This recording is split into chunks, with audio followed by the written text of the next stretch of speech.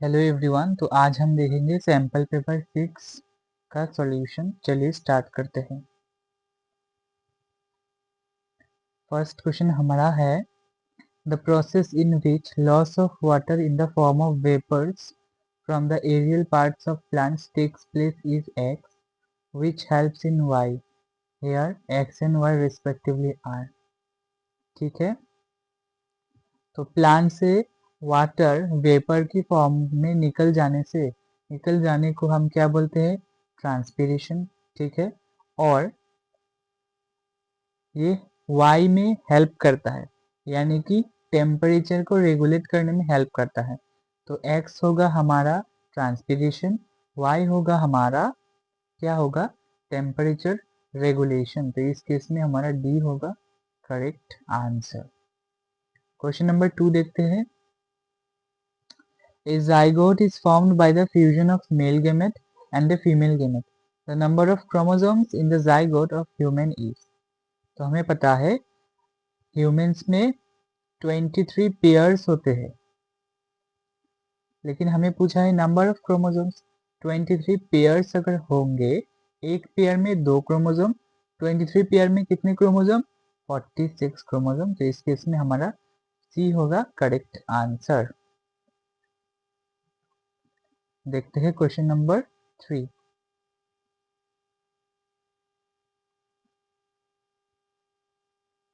Match the following question type है। Question number 3 से the master gland कौन सा होता है? Pituitary gland. साइटोकाइनिन क्या होता है आपका? सेल डिवीजन को कंट्रोल करता है। इंसुलिन क्या होता है? ब्लड शुगर को कम करता है। थायरोक्सिन क्या करता है? मेटाबॉलिज्म को रेगुलेट करता है। इस केस में हमारा ऑप्शन ए होगा करेक्ट आंसर। क्वेश्चन नंबर 4 देखते हैं। In plants role of cytokinin is. Cytokinin का रोल क्या होता है? तो ये हमने यहाँ पर ही देख लिया। साइटोकाइनिन क्या करता है? सेल डिवीजन को प्रमोट करता है, यानी कि ऑप्शन डी होगा हमारा करेक्ट आंसर। ठीक है, क्वेश्चन नंबर 5 देखते हैं।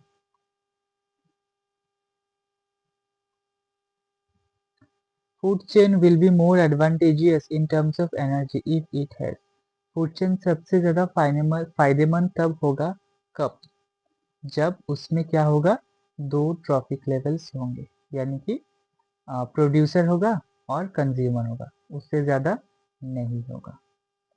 ठीक है, क्वेश्चन नंबर 6 देखते हैं। One of the events that does not occur during photosynthesis. इसमें से कौन सा इवेंट नहीं होता है? क्लोरोफिल एब्जॉर्ब सोलर एनर्जी, ये तो होता है। Carbon dioxide is release during the process, ये नहीं होता है। ऑक्सीजन रिलीज होता है ना, कार्बन डाइऑक्साइड तो रिलीज नहीं होता। Carbon dioxide is absorbed, absorption of carbon dioxide होता है, एंड ऑक्सीजन रिलीज होता है, लेकिन कार्बन डाइऑक्साइड रिलीज नहीं होता। तो इस केस में हमारा सॉरी ये करेक्ट होगा, ये भी करेक्ट होगा, ये रॉन्ग होगा, यानी कि option B is our answer.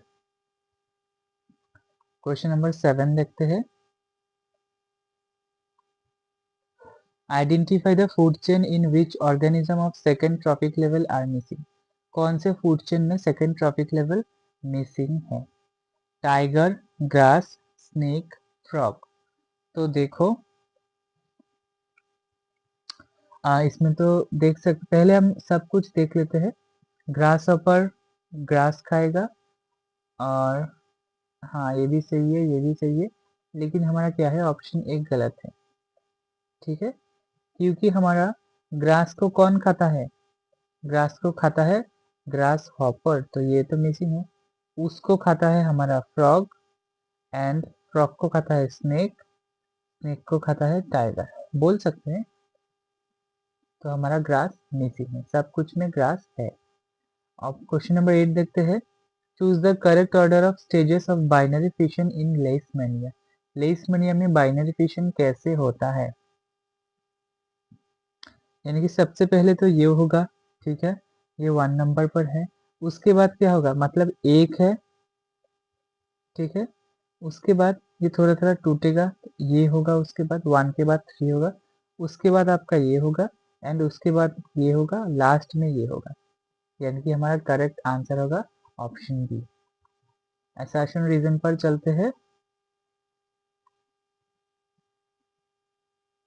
assertion, sex of children will be determined by what they inherit from their mother. Mother से डिटरमाइन नहीं होता है, बस और कुछ देखने के लिए ज़रूरत ही नहीं है। assertion गलत तो ऑप्शन डी होगा हमारा आंसर। ठीक है, assertion इज फॉल्स। देखते हैं सेक्शन बी यानी कि केमिस्ट्री की तरफ चलते हैं। Which of the following statement is not correct? कौन सा स्टेटमेंट करेक्ट नहीं है? Some of the metals react with acid to give salt and hydrogen gas, सही बोला है। Generally all metal carbonates react with acid to give salt, water and carbon dioxide, सही है। All metal oxide react with water to give salt and hydrogen gas, ये गलत है, सभी metal oxide hydrogen gas नहीं देते हैं। Some non-metal oxide react with water to form acid, कुछ कुछ करते हैं, ये भी सही है। इस केस में हमारा ऑप्शन सी होगा करेक्ट आंसर। क्वेश्चन नंबर 18 देखते हैं, statement based.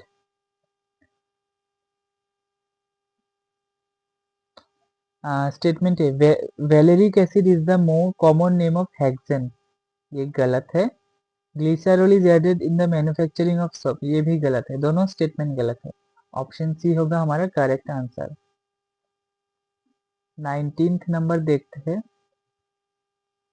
The metal which are found in both free state as well as combined state are, कौन से मेटल फ्री स्टेट में भी पाए जाते हैं एंड कॉम्बाइंड स्टेट में भी पाए जाते हैं?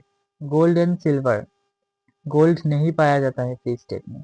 गोल्ड एंड प्लेटिनम, प्लेटिनम नहीं पाया जाता है। प्लेटिनम एंड सिल्वर, प्लेटिनम नहीं पाया जाता है। कॉपर एंड सिल्वर, ये होगा हमारा answer. Option D is our answer. Question number 20 की तरफ चलते हैं, matching type question. Welding, welding किसका एग्जाम्पल है? वेल्डिंग हमें पता है, इथाइन एंड ऑक्सीजन चाहिए, यानी कि ऑक्सीजन तो चाहिए ही। फ्यूल इन स्पिरिट लैंप, यानी कि आपका क्या होगा, ये इथाइल अल्कोहल चाहिए इसके लिए। लाइम वाटर टर्न्स मिल्की, तो इसके लिए क्या होगा, इसके लिए होगा आपका कार्बन डाइऑक्साइड रिलीज होता है और 4 वाला एस्टर होगा, यानी कि हमारा डी मिल रहा है इससे, तो डी होगा हमारा करेक्ट आंसर। 21 देख लेते हैं, पहले पढ़ते हैं अच्छे से। Take 3 test tube ABC, 3 test tube हमने ले लिया है। Pour some water in test tube A, हमने ए टेस्ट ट्यूब पर वाटर ऐड किया है। Put iron nails in it, उसके बाद आयरन नेल दिया है। Pour boiled distil water in another test tube B, B में हमने बॉइल्ड डिस्टिल वाटर को डाला है। Put iron nails in it, उसके अंदर भी लोहे का आयरन नेल डाला है। Add 1 ml of oil over it such that oil floats over it and prevents the air from entering, तो हमने तेल डाला है ताकि एयर आना रुक जाए। Take some iron nails in test tube C and put some anhydrous calcium chloride in it and cork it, यानी कि हमने सी वाले में क्या किया, एनहाइड्रस कैल्शियम क्लोराइड दिया और सबको कॉर्क लगा दिया, हवा को नहीं एंटर करने दिया। इसको हम एक दिन के लिए छोड़ देते हैं, देन ऑब्जर्व करते हैं क्या होता है। In which test tube nail is rusted, अब देखो रस्टिंग तभी होगा जब ऑक्सीजन की प्रेजेंस में आएगा। बी और सी में तो हमने ऑयल डाला है, कैल्शियम क्लोराइड डाला है, तो इसमें रस्टिंग नहीं होगा। तो इस केस में हमारा क्या होगा, इस केस में हमारा ट्यूब ए में रस्टिंग होगा। ठीक है, बिल्कुल इजी क्वेश्चन था लेकिन थोड़ा घुमा के दिया है। 22 देख लेते हैं। You want to test for hardness of water, तुम वाटर का हार्डनेस टेस्ट करना चाहते हो, but hard water is not available in the lab, lab में हार्ड वाटर अवेलेबल नहीं है। Which of the compounds may be dissolved in pure water to make it hard, हम water में ऐसा क्या मिलाए ताकि वो हार्ड हो जाए। हाइड्रोजन कार्बोनेट एंड सोडियम, हाँ मिला सकते हैं। सल्फेट ऑफ मैग्नीशियम नहीं होगा। क्लोराइड ऑफ कैल्शियम नहीं होगा। कार्बोनेट ऑफ सोडियम हो सकता है, यानी सोडियम का कुछ भी हो सकता है।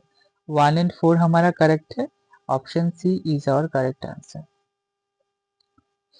23 पर चलते हैं।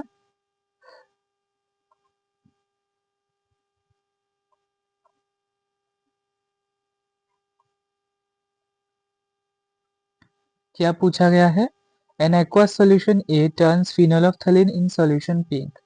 एक्वस सॉल्यूशन ए हमें पता नहीं है एसिड है या बेसिक है, लेकिन वो फिनोल्फ्थलीन को क्या करता है? पिंक कर देता है। ठीक है।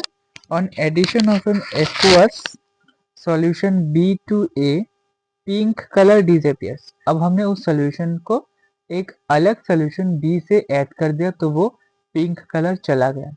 The following statement is true for solution A and B. कौन सा स्टेटमेंट करेक्ट है?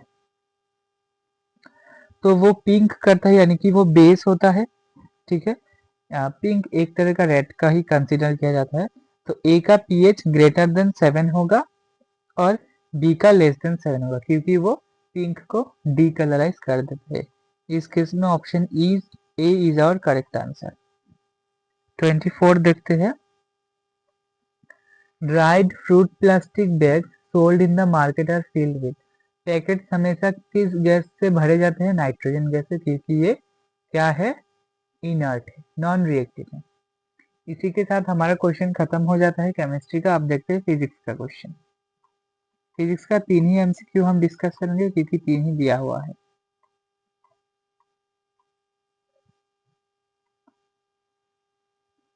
What is observed color of sky as seen from the moon surface? Moon surface से स्काई का कलर क्या दिखता है? हमें पता है स्काई का कलर स्पेस से ब्लैक दिखता है। असर्शन रीजन पर चलते हैं। असर्शन हमें बोल रहा है the refractive index of diamond is √6 and refractive index of liquid is √3. If light travels from diamond to the liquid, it will initially be reflected when the angle of incidence in 30 degree. बिल्कुल सही बोला है। Reason mu equals to 1 by sin c, where mu is the refractive index of diamond with respect to liquid. ये भी सही है और explanation भी सही है, यानी कि इस केस में हमारा ऑप्शन ए होगा करेक्ट आंसर। 32 नंबर देखते हैं। One end of a wire is carrying current in the downward direction is placed in a trough containing mercury so that the direction of force experienced by it is clearly visible. Two pole pieces north and south are placed on each side as shown in the diagram so as to provide uniform magnetic field. हमें कुछ इस तरह का setup दिया है ताकि हम force का डायरेक्शन देख सकते हैं। What is the direction of force experienced by the wire? तो फोर्स का डायरेक्शन क्या होगा? देखो हमें पता है जो मैग्नेटिक फील्ड का डायरेक्शन होता है उसके परपेंडिकुलर होता है आपका फोर्स का डायरेक्शन। तो मैग्नेटिक फील्ड का डायरेक्शन अगर इस तरफ है तो फोर्स का डायरेक्शन होगा इस तरफ, यानी कि प्लेन से बाहर निकलता हुआ। तो इसमें क्या होगा? टूवर्ड्स द ऑब्जर्वर, यानी कि हम हमारी तरफ। इस केस में हमारा डी होगा करेक्ट आंसर। तो इसी के साथ सैम्पल पेपर 6 का सॉल्यूशन भी खत्म हो जाता है। नेक्स्ट वीडियो में हम देखेंगे सैम्पल पेपर 7 का सॉल्यूशन। अगर आपको कुछ डाउट लगे तो कमेंट में पूछिएगा एंड फीडबैक देना मत भूलिएगा। Thank you for watching.